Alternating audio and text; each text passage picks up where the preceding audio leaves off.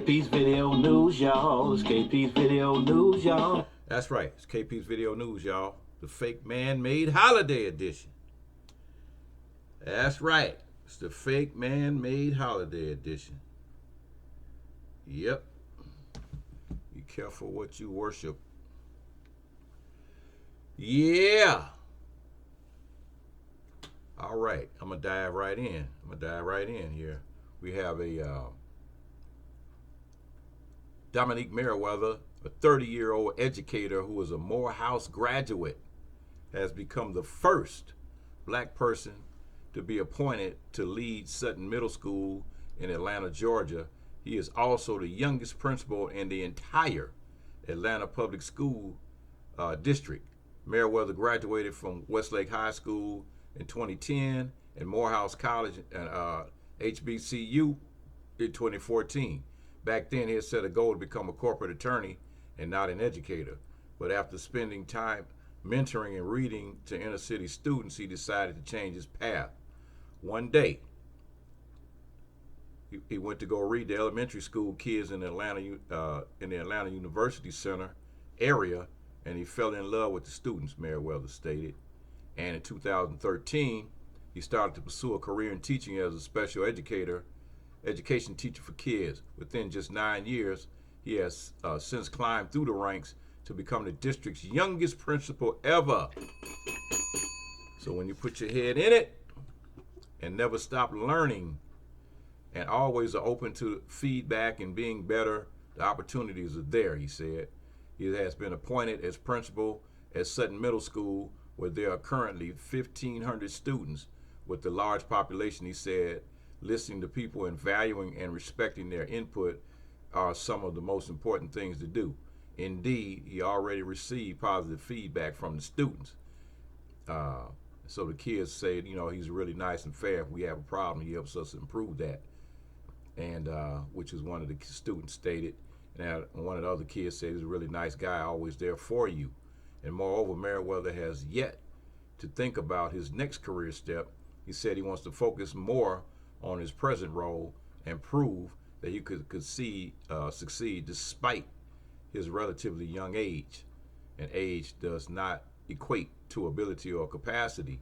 If you're driven and open to learning, and if you only truly want to be the best at what you're doing, it can happen. 30-year-old principal from an HBCU, and he's the first and the youngest principal in Atlanta Public School District, HBCU GRAD. And having read that story, I'm going to go back and tap into this other story again pertaining to a rich parent that was urged not to help a school mom that was struggling to pay a $4,600 term fee.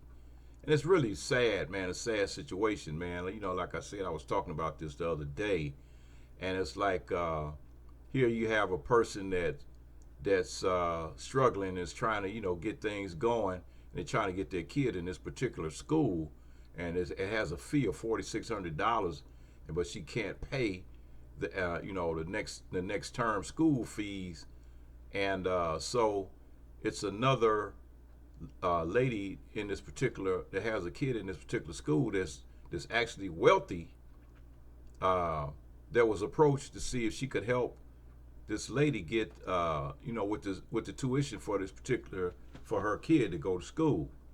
Now what has happened is outsiders, people that have nothing to do with it, are like, don't one person says, no way, the golden rule is never lend what you can't afford to lose. Another person is like, it's one thing if you were good friends, but no chance I would do this. Don't lend it, but you could suggest. She speaks to the school administration. There may be support available to her that they're not aware. Another one said decline and suggest she talks to the administration as a matter of some urgency to arrange how she can pay by installments over the next 6 months. So all these haters, man, throwing all this hate out here instead of saying, okay, well, let's just go ahead and each give, what we can to try to help this person get their kid in school. But instead, they're trying to talk the lady out, the lady that has the means, that has the money to is financially able to help this person, and they trying to tell her don't do it. So I mean, we living in a time, man, where that just really is really disgusting as far as I'm concerned. It's a really disgusting time. So therefore, every now and then you got to get some good stories here, and this is a good story that I'm coming up with now. Got a 24-year-old first-generation college student graduate from Harvard Law School. Derek Parker, a 24-year-old African-American student from Kansas City, Missouri, has graduated from Harvard Law School, one of the most prestigious law schools in the country. Proudly made the announcement.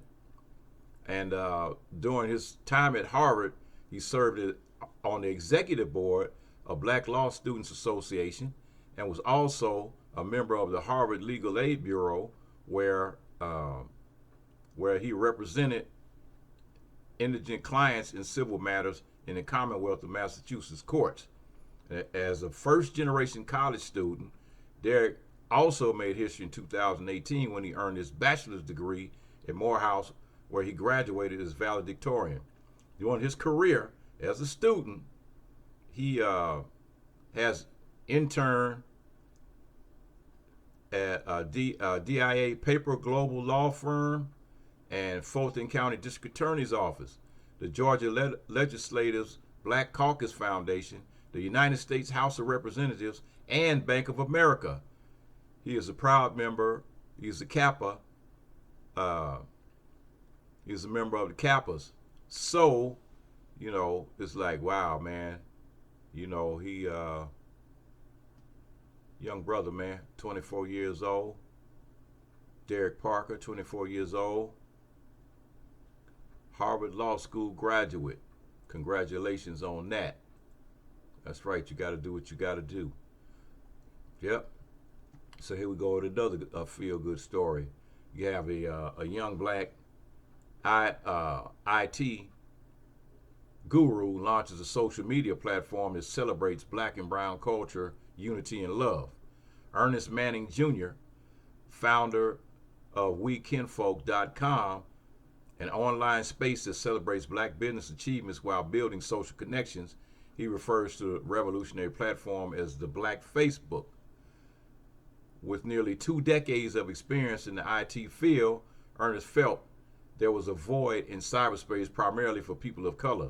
Using his vast marketing and management background, he created the platform as a digital space where businesses and people of diverse backgrounds can come together on common ground. Pew Research shows that 80% of African Americans are using the internet, and 1 out of 2 black people use platforms like Instagram regularly. Ernest says that he is capitalizing on his cultural phenomenon by creating a warm, red, green, blue colored space where users can post photos, watch videos, play games, and share their unique communities.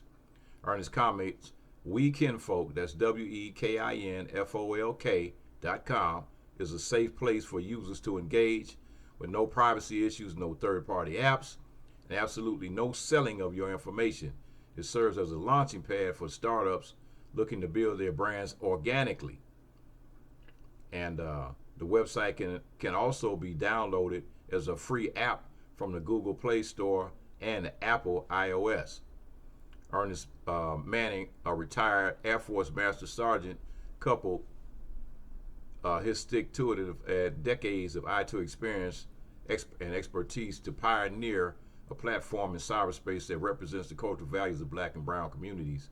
And his long list of accomplishments include consulting for the FBI, NASA, and the Department of Homeland Security.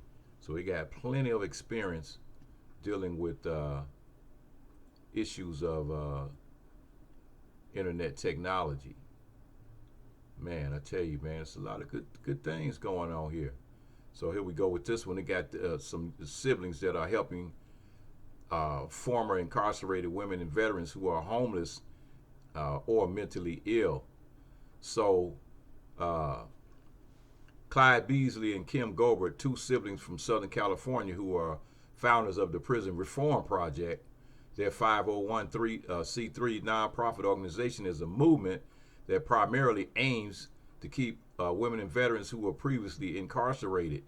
Every day, thousands of such individuals are released from prison or jail, but sadly, they often end up homeless, battling mental illness on their own, and or back in the prison pipeline.